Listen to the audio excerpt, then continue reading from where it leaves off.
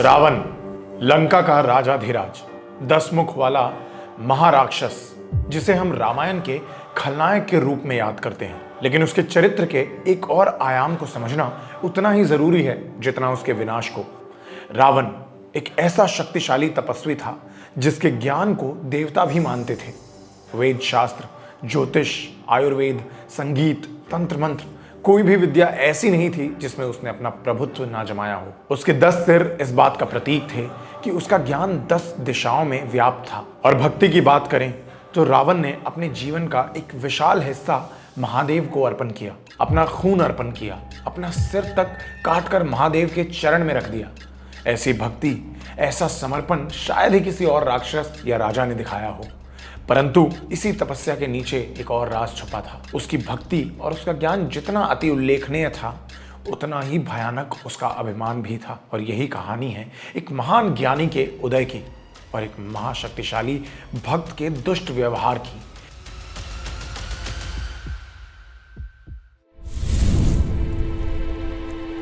रावण की दुष्टता और ज्ञान का एक अनन्य प्रमाण उस कथा में छुपा है जब शिव जी ने अपने लिए एक दिव्य निवास स्थल बनवाया था।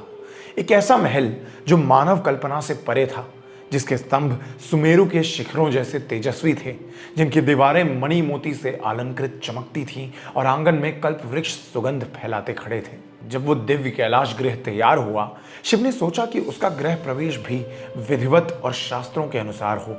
और उसके लिए उन्होंने सबसे ज्ञानी, सबसे मंत्रविद और अपने अति समर्पित भक्त रावण को पुरोहित के रूप में बुलाया। उस दिन देवलोक गूंज उठा था, यज्ञवेदी प्रज्वलित थे, घी की सुगंध वायु में गुनगुनाहट भर रही थी और रावण के वेद मंत्रों के उच्चारण में ऐसी शक्ति थी कि जैसे समग्र ब्रह्मांड स्वयं गुनगुनाने लग गया हो। सब कुछ संपन्न होने के बाद शिव ने उससे कहा, रावण, अपनी दक्षिणा मांग लो।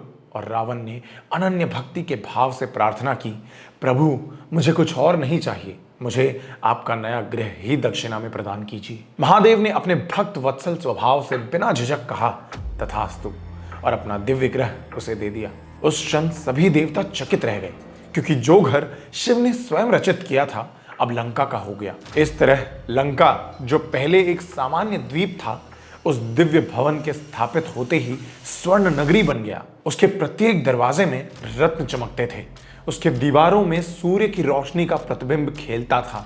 लंका का अस्तित्व उसी दिन से बदल गया। वो सिर्फ राक्षसों का निवास न रहा, एक अद्भुत नगरी बन गया, जहां भक्ति, शक्ति और राजसत्ता एक साथ टिकती थी। जब माता पार्वती ने पूछा, स्वामी, अब हमारा निवास कहाँ होगा, तब शिव ने मुस्कुराकर कहा, मेरा वास महलों में नहीं, भक्ति में है। मेरा निवास सदैव कैलाश पर्वत होगा, जो शून्यता और तपस्या का प्रतीक है। तब से कैलाश पर्वत शिव का अविनाशी, अनंत और स्थायी घर बन गया। ना सोना, ना चांदी, ना मणि मोती, बस बर्फ की शीतल शुद्धता, जो शिव के वैराग्य और निर्लिप्तता का जीवंत प्रतीक है। दूसरी ओर रावण की कुल की मूल स्थापना ही एक अजीब संगम थी। एक तरफ ऋषि वंश की पवित्रता और दूसरी तरफ राक्षस कुल की क्रूरता। इसी संगम ने उसके रोम रोम में ऐसी शक्तियां भरी थी जो सामान्य मानव या देवता तक के पास नहीं थी। शिव जी ने भी अपने दया और भक्त वत्सलता से उसे वरदान दिए, उसे दिव्य शक्तियों का अधिकारी बनाया, उसे चंद्रहास तलवार दिया। लेकिन रावण के भक्ति की आड़ में हमेशा एक छुपी हुई इच्छा, एक दुष्ट नियति और एक अहंकार पलता रहा, जो भक्ति और भगवान की दया दोनों की सीमा पर प्रश्न चिन्ह खड़ा करता रहा। इसका प्रमाण उस समय मिला जब रावण ने अपने भक्त होने का प्रमाण देने के लिए स्वयं कैलाश पर्वत उठाकर लाने का सोचा। उसके मन में यह भाव था कि अगर महादेव मेरे गुरु हैं, मेरे देवता हैं, तो उनके निवास भी मेरे साथ लंका में ही होना चाहिए। क्यों रहे वे हिमालय की ठंडी छाया में, जब मैं उनके लिए लंका का दिव्य राज ला सकता हूँ। रावण अपनी 10 मुख शक्ति से कैलाश पर्वत को उठाने लगा। धरती कंपी, लेकिन महादेव, वे तो हमेशा की तरह उदार और भोले भंडारी थे। उन्होंने क्रोध में आकर प्रलय नहीं रचा, ना ही रावण को तुरंत श्राप दिया, बल्कि अपने केवल एक अंगूठे से कैलाश पर्वत को दबा दिया। वो पर्वत जो 10 दिशाओं से हिल रहा था, महादेव के एक अंगूठे के बोझ तले स्थिर हो गया। और उस समय रावण की चीख निकली, इतनी गंभीर, इतनी वेदना भरी कि उसी से उसका नाम रावण पड़ा, अर्थात जो चीख कर रो पड़ता है। ये था उस भक्त का घमंड टूटता हुआ और उस भगवान का भोलापन जो फिर भी अपने भक्त की गलती को माफ कर देता है। शिव ने उसे तुरंत नाश नहीं किया क्योंकि उनका स्वभाव दया है और उनकी भक्ति के लिए कोई भी पाप या अहंकार उनकी उदारता के सामने स्थायी नहीं हो सकता।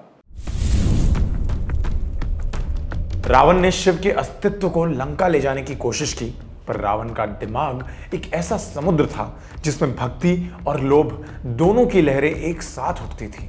उसने सोचा, अगर मैं महादेव के घर को लंका नहीं ला सकता तो क्यों ना उनका अस्तित्व, उनका स्वयं का अंग लंका में स्थापित कर लूं। तब लंका बनेगी देवताओं की नगरी और मैं हमेशा के लिए अमर हो जाऊंगा। इसी इच्छा ने रावण को तपस्या की अग्नि में ढकेल दिया। वर्षों तक उसने अपने शरीर का प्रत्येक अंग अग्नि को समर्पित किया, अपने 10 मुख से वेदों के मंत्र गुनगुनाए और अंत में महादेव प्रसन्न हुए। उन्होंने रावण को अपना आत्मलिंग प्रदान किया, एक ऐसा दिव्य लिंग जो महादेव के पूरे स्वरूप का प्रतिबिंब था।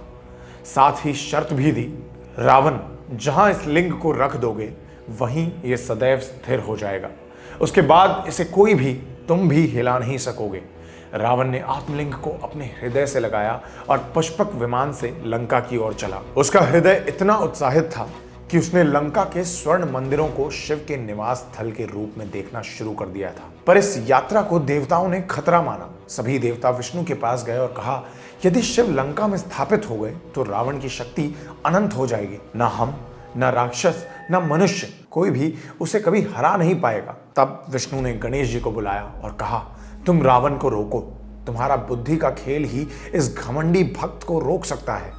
गणेश जी एक छोटे बालक के रूप में रावण के मार्ग पर आ गए।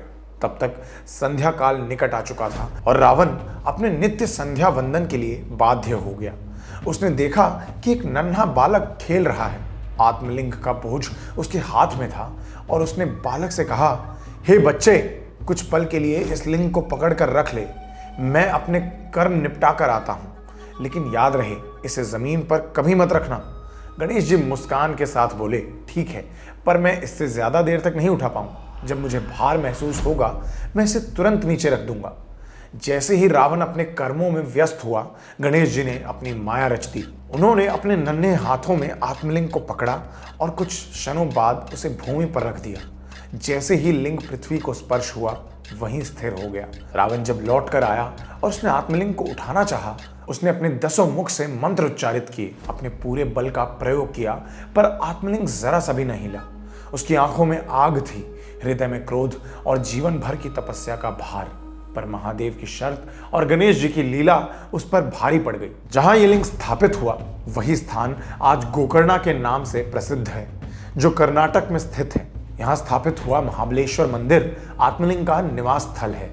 गोकर्ण नाम की भी विशेषता है। गोकर्ण नाम का अर्थ है गौ यानी गाय और कर्ण यानी कान।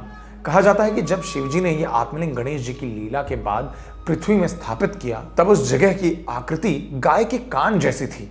इसी वजह से इस स्थल को गोकर्णा कहा गया। इस मंदिर की एक और विशेषता यह है कि यात्रा के दौरान भक्तों को भूमि स्पर्श दर्शन दिया जाता है, जहां केवल लिंग के ऊपर का अंग दिखता है और बाकी लिंग भूमि के अंदर स्थिर है, जैसे अपने अस्तित्व को सदा के लिए पृथ्वी में गाड़ दिया हो। महाबलेश्वर मंदिर को दक्षिण काशी भी कहा जाता है, क्योंकि यहाँ की यात्रा को काशी के दर्शन के बराबर महत्व दिया गया है। महाबलेश्वर मंदिर आज भी इस कथा का जीवंत प्रमाण है, एक भक्त के लोभ और भगवान की दया के संगम का।